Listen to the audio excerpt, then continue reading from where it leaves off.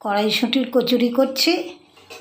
এইটা তেলটা আমি তেল দিয়ে বেলছিলাম, কিন্তু তেল দিয়ে বেলতে গিয়ে দেখছি খালি এতে আটকে যাচ্ছে, একদম হচ্ছে না।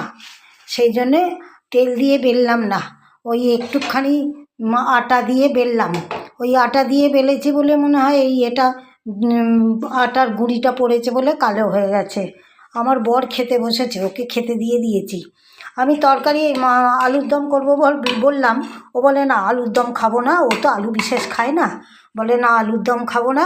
ওই ফুলকপি, আলু ছোটো ছোটো করে আলু, ফুলকপি, টমেটো, ধনেপাতা দিয়ে তরকারি করলাম, আর কড়াইশুঁটি দিয়ে তরকারি করলাম। আর এইখানে করলাম পায়েস। পায়েসে আর একটু দুধ দিতে হবে, দুধটা টেনে নিয়েছে সব। কাজু কিশমিশ সব কিছু দিয়ে পায়েস করেছি। সিমুইয়ের নতুন গুড়ের পাটালি দিয়ে এটা করেছি, পায়েসটা করেছি আমি। আর এইখানে রেখেছি, আরও আছে আমার এই যে দুটো। আমি তো বিশেষ খাই না রাত্রিবেলা এইসব লুচি পরোটা বলো যাই বলো।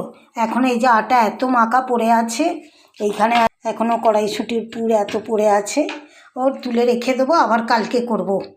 কে খাবে এত? আমি তো এমনিই খাই না বিশেষ, আমি অল্পই খাই। আমার বর খেতে বসেছে, ওকে। কি গো, হয়ে গেছে তোমার খাওয়া সব? আর কি নেবে পায়েস? নেবে না তো? আর এও নেবে না, কচুরিও নেবে না? আচ্ছা ঠিক আছে।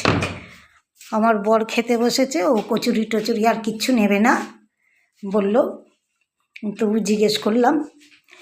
হয়ে গেছে। আমি তো খাই মাত্র দুটো কি তিনটে হয়তো খাবো, আর বাকি এই দুটো রেখে দেবো। কালকে সকালবেলা তো একটু টিফিন না খেলে আমি ওষুধ খেতে পারবো না প্রেশারের, ওই জন্য দুটো তো রাখি। এইগুলো সব রয়েছে, দেখি